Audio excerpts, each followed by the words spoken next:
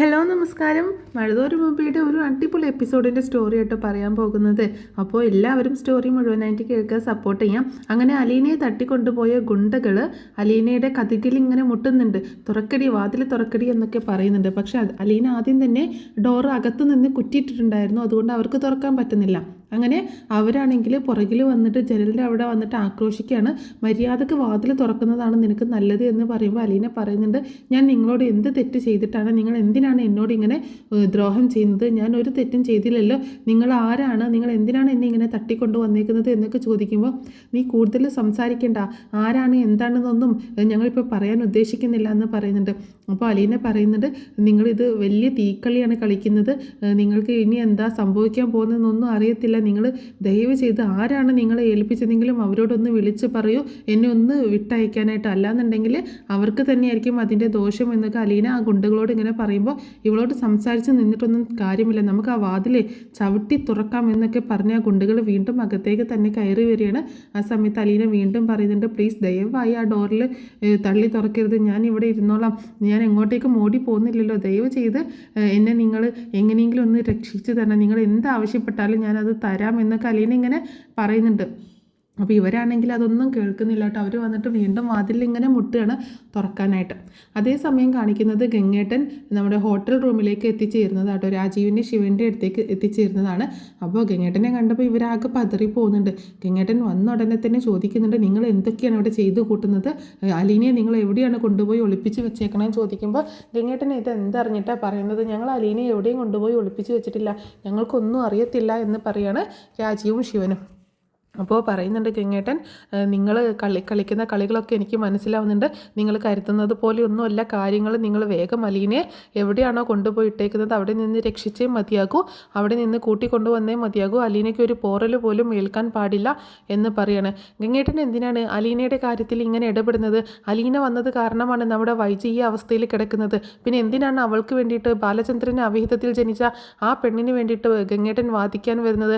അവൾക്ക് എന്ത് സംഭവിച്ചാലും ഗംഗേട്ടനും നമുക്കൊരു കാര്യമില്ലല്ലോ, അവൾ എവിടെയെങ്കിലും പോട്ടെ, ഞങ്ങൾ അവളെ ഒന്നും ചെയ്തിട്ടില്ല എന്ന് തന്നെ പറയണ രാജീവും ശിവനും. പക്ഷേ ഗംഗാധരൻ അത് അനുവദിച്ചു കൊടുക്കുന്നില്ല കേട്ടോ. ഗംഗാധരൻ വീണ്ടും പറയുന്നുണ്ട്, നിങ്ങൾ കളിക്കുന്ന കളി ചെറിയ കളിയൊന്നുമല്ല, നിങ്ങൾ കാര്യം അറിയാതെ ഓരോന്ന് ചെയ്തു കൂട്ടുകയാണ്, ഇതിൻ്റെ അനന്തരഫലമൊക്കെ അനുഭവിക്കാൻ പോകുന്നത് നമ്മളെല്ലാവരും കൂടി തന്നെയായിരിക്കും, നമ്മൾ തന്നെയാണ് നാണം കെടാൻ പോകുന്നത്, നിങ്ങളിത് എന്തറിഞ്ഞിട്ടാണ് ഇങ്ങനെയൊക്കെ ചെയ്യുന്നത് എന്നൊക്കെ പറയുമ്പോൾ, ഞങ്ങൾക്ക് അറിയില്ല ഗംഗേട്ട, ഞങ്ങളൊന്നും ചെയ്തിട്ടില്ല എന്ന് പറയണം.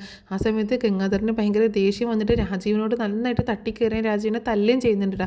നീ നിൻ്റെ ഗുണ്ടായുസം കാണിക്കാനുള്ള സ്ഥലമാക്കി ഇവിടെ എടുക്കരുത്, നീ പണ്ട് എങ്ങനെയായിരുന്നു എന്നുള്ളതൊക്കെ എനിക്കറിയാം, അത് ആ ശീലമൊക്കെ നിന്നെ മാറ്റിയെടുക്കാൻ ഞാൻ ഒരുപാട് കഷ്ടപ്പെട്ടിട്ടുണ്ട്, അറിയാലോ എന്നെ, ഞാൻ തുനിഞ്ഞിറങ്ങി കഴിഞ്ഞാൽ പിന്നീട് എന്താണ് നിനക്ക് സംഭവിക്കാൻ പോകണമെന്നൊന്നും പറയാൻ പറ്റത്തില്ല എന്ന് പറയുന്നുണ്ട്. പിന്നെ ശിവനോട് ചോദിക്കുന്നുണ്ട്, അവന് അറിവില്ല എന്നെങ്കിലും വെക്കാം, ശിവൻ അങ്ങനെയല്ലല്ലോ, കുറച്ചും കൂടി ബോധവും പക്വതയൊക്കെ ഉള്ളതല്ലേ, പിന്നെ രാജീവിൻ്റെ താളത്തിനനുസരിച്ച് തുള്ളാനായിട്ട് നിൽക്കുമ്പോൾ അതൊക്കെ ഒന്ന് ആലോചിക്കേണ്ടേ എന്ന് പറയണം. അതിന് ഗംഗേട്ടൻ ഞങ്ങളൊന്നും ചെയ്തില്ലല്ലോ, ദേ ശിവ എന്നെ വെറുതെ പൊട്ടനാക്കണ്ട കേട്ടോ, നിങ്ങളെ ഞാൻ ഇന്നും ഇന്നലെയും കാണാൻ തുടങ്ങുന്നതല്ലല്ലോ, നിങ്ങൾ രണ്ടുപേരും കണക്കാണ്, കൂട്ടത്തിൽ ഇവന് കുറച്ച് തരികിട ഒപ്പിക്കുമ്പോൾ അതിന് എന്ത് സപ്പോർട്ടും കൊടുത്തിരുന്നത് ശിവനാണെന്ന് എനിക്കറിയാം, പക്ഷേ അതിവിടെ വേണ്ടായിരുന്നു, കാരണം നിങ്ങൾ കഥയറിയാതെ ആട്ടം കാണുന്ന ആൾക്കാരാണ്, അലീനയെ എത്രയും പെട്ടെന്ന് എവിടെ കൊണ്ടുപോയിട്ടോ അവിടെ നിന്ന് തിരിച്ച് ഇപ്പോൾ ഇവിടെ എത്തിക്കന്നെ വേണം എന്ന് പറയാണ് ശിവനോടും രാജീവിനോടും ഗംഗേട്ടൻ. ആ സമയത്താണെങ്കിൽ അവർ ഭയങ്കരമായിട്ട് ഇങ്ങനെ ശിവേട്ടൻ്റെ സംസാരവും ഗംഗേട്ടൻ്റെ സംസാരവും തല്ലൊക്കെ കൊണ്ടിട്ട് ആകെ പേടിച്ച് അങ്ങനെ ഇരിക്കുകയാണ്. അപ്പോൾ അവർ വീണ്ടും പറയുന്നുണ്ട്, ഗംഗേട്ട നമ്മുടെ വൈജി ഈ അവസ്ഥയിൽ കിടക്കാൻ കാരണം അവളാണ്, അതുകൊണ്ട് ഞങ്ങൾക്ക് ഇതല്ലാതെ വേറെ വഴിയില്ലായിരുന്നു, അവളെ എങ്ങനെയെങ്കിലും അവരുടെ ജീവിതത്തിൽ നിന്ന് ഒഴിവാക്കണമെന്ന ഒറ്റ ലക്ഷ്യം മാത്രമേ ഞങ്ങൾക്ക് ഉണ്ടായിരുന്നുള്ളൂ. അപ്പോൾ എല്ലാ കാര്യങ്ങളും സമ്മതിക്കുകയാണ് രാജീവും ശിവനും കേട്ടോ. അവർ ഇങ്ങനെ അവളെ മാറ്റി നിർത്തിയതാണ് എന്നുള്ള കാര്യം സമ്മതിക്കുന്നുണ്ട്. ആ സമയത്താണെങ്കിൽ ശിവേട്ടൻ പറയുന്നുണ്ട്, വൈജയുടെ അവസ്ഥയ്ക്ക് കാരണം അവൾ വന്നത് കൊണ്ടാണ്, അതുകൊണ്ട് ഞങ്ങൾക്ക് അവളെ മാറ്റി നിർത്തണം, ആദ്യമൊക്കെ അവളെ ഇങ്ങനെ സപ്പോർട്ട് ചെയ്യുമ്പോൾ ഞങ്ങൾക്ക് അറിയത്തില്ലായിരുന്നു അത് ബാലചന്ദ്രൻ്റെ മകളാണ് എന്നുള്ളത്, പിന്നീട് അയാൾക്ക് ഗത്യന്തരമില്ലാതെ ഞങ്ങളോട് തുറന്ന് പറയേണ്ടി വന്നു, അയാൾക്ക് വിവാഹത്തിന് മുൻപ് ഒരു സ്ത്രീയിൽ ജനിച്ച മകളാണ്, ഒരു ക്രിസ്ത്യൻ ഒരു സ്ത്രീയിൽ ജനിച്ച മകളാണ് അലീന എന്നുള്ളത് അയാൾക്ക് സമ്മതിക്കേണ്ടി വന്നു, അങ്ങനെ ഒരു ചതി ചെയ്ത അയാളെ മോളെ നമ്മൾ എന്താ പിന്നെ ചെയ്യേണ്ടത്, ചെയ്യുന്നത്, വൈജയ്ക്ക് സമാധാനം സ്വസ്ഥതയും പിന്നെ ഉണ്ടാവുമോ എന്നൊക്കെ ചോദിച്ച് ശിവനും രാജീവനും ഇങ്ങനെ സംസാരിക്കുമ്പോൾ നിങ്ങൾക്ക് തലയിൽ തീരെ വല്ല ഓളം ഉണ്ടോ? നിങ്ങളുടെ തലയിൽ കള്ളിമണ്ണാണോ? വൈജയുടെ ജീവിതത്തിൽ സംഭവിച്ചതൊന്നും നിങ്ങൾക്കറിയത്തില്ലേ? വൈജ എങ്ങനെയാണ് ഈ അവസ്ഥയിൽ എത്തിയത്? വൈജ എന്തുകൊണ്ടാണ് ബാലചന്ദ്രനെ വിവാഹം കഴിച്ചത്? അതൊന്നും നിങ്ങൾ അറിയാത്തതുപോലെ കാണിക്കണോ? ബാലചന്ദ്രൻ അങ്ങനെ ഒരു തെറ്റ് സംഭവിച്ചിട്ടുണ്ട് എന്ന് തന്നെ വെക്കാം, പക്ഷേ വൈജയുടെ ജീവിതത്തിലും സംഭവിച്ചില്ലേ അങ്ങനെ ഒരു തെറ്റ്? അതിനെ മറച്ചു വെക്കാൻ പറ്റുമോ എന്ന് ചോദിക്കുകയാണ്. ആ കാര്യങ്ങളൊക്കെ ബാലചന്ദ്രൻ അറിഞ്ഞിട്ടുണ്ടെങ്കിലോ എന്ന് ചോദിക്കുമ്പോൾ അതൊക്കെ ബാലചന്ദ്രൻ കുറേയൊക്കെ അറിഞ്ഞിട്ടുണ്ടെന്നാണ് തോന്നുന്നത്. അതിൻ്റെ മുള്ളും മുനയും വെച്ച് എന്നോട് സംസാരിക്കുകയും ചെയ്തു എന്ന് ശിവേട്ടൻ പറയണം. എൻ്റെ ശിവ എന്നാൽ നീ ഒരു കാര്യം കേട്ടോ, എല്ലാ കാര്യങ്ങളും ബാലചന്ദ്രൻ അറിഞ്ഞിട്ടുണ്ട്. അയാൾ എന്നെ കാണാൻ വന്നിരുന്നു, എല്ലാ കാര്യങ്ങളും അറിഞ്ഞ് തെളിവ് സഹിതമാണ് അയാൾ വന്നത്. എല്ലാ കാര്യങ്ങളും എനിക്ക് സമ്മതിക്കേണ്ടി വന്നു എന്ന് പറയണേ. എൻ്റെ ഗംഗേട്ടൻ എന്തൊക്കെയാണ് പറയണത്? ഗംഗേട്ടൻ എന്തിനാണ് അതൊക്കെ സമ്മതിച്ചു കൊടുക്കാൻ പോയത് എന്ന് ചോദിക്കുകയാണ് രാജീവും ശിവനും. അപ്പോൾ പറയുന്നുണ്ട്, എൻ്റെ മുന്നിൽ അത് സമ്മതിച്ചു കൊടുക്കല്ലാതെ മറ്റൊരു വഴിയും ഉണ്ടായിരുന്നില്ല. പക്ഷേ ആ കുഞ്ഞ് ജനിച്ചപ്പോൾ തന്നെ മരിച്ചു എന്ന് വൈജയെ വിശ്വസിപ്പിക്കുകയും ചെയ്തു. ആ കുഞ്ഞ് 2 വർഷം കഴിഞ്ഞപ്പോൾ മരിച്ചു പോവുകയും ചെയ്തല്ലോ. പിന്നെ അങ്ങനൊരു കാര്യം അറിയുന്നില്ലല്ലോ. ഇതിപ്പോൾ അങ്ങനെയില്ലല്ലോ. അയാൾക്ക് ജനിച്ച മകൾ അയാളുടെ കൂടെ വീട്ടിലേക്ക് വന്നേക്കല്ലേ. അപ്പോൾ എങ്ങനെയാണ് വൈജയ്ക്ക് ഒരു സ്വസ്ഥതയും സമാധാനം ഉണ്ടാവുക? വൈജയ്ക്ക് തുടക്കം മുതലേ അവളെ കണ്ടുകൂടായിരുന്നു എന്നൊക്കെ പറയുന്നുണ്ട്. എടാ കഴുതേ, അതിനി ബാലചന്ദ്രൻ്റെ മകളല്ല. ബാലചന്ദ്രൻ അങ്ങനെ ഒരു മകളില്ല, അങ്ങനെ ഒരു സ്ത്രീയുമായിട്ട് ഒരു പരസ്ത്രീ ബന്ധവുമില്ല എന്ന് പറയണം. അത് കേട്ടതും ശിവനും രാജീവനും ആകെ ഷോക്കാവുന്നുണ്ട്. ഗംഗേട്ടൻ എന്താ ഈ പറയണത്? ബാലചന്ദ്രൻ തന്നെയല്ലേ ഞങ്ങളോട് ഇക്കാര്യങ്ങളൊക്കെ പറഞ്ഞത് എന്ന് പറയുമ്പോൾ അത് അയാൾ പറഞ്ഞിട്ടുണ്ടെങ്കിൽ അതിൻ്റെ പുറകിൽ തക്കതായ കാരണം ഉണ്ടാവും. നിങ്ങൾ ഒരു കാര്യം കൂടി കേട്ടോളൂ, ബാലചന്ദ്രൻ്റെ മകളല്ല അലീന. വൈജയന്തി 23 വർഷങ്ങൾക്ക് മുൻപ് പിഴച്ച് പ്രസവിച്ച ആ മകളാണ് അലീന എന്ന് പറയാണ്. അത് കേട്ടതും ഇവരാകെ ഷോക്കായി പോകട്ടോ. ഗംഗേട്ടൻ എന്താ ഈ പറഞ്ഞത്? ഗംഗേട്ടൻ പറഞ്ഞത് സത്യമാണോ എന്ന് ചോദിക്കണം. അതെ, സത്യമാണ് എന്ന് പറഞ്ഞുകൊണ്ട് ബാലചന്ദ്രൻ അങ്ങോട്ടേക്ക് കയറി വരിക കേട്ടോ. ബാലചന്ദ്രനും ഗോവർദ്ധനും കൃഷ്ണമോളും ഒക്കെ ഉണ്ട്, അവരും കൂടി അങ്ങോട്ടേക്ക് കയറി വരുന്നുണ്ട്.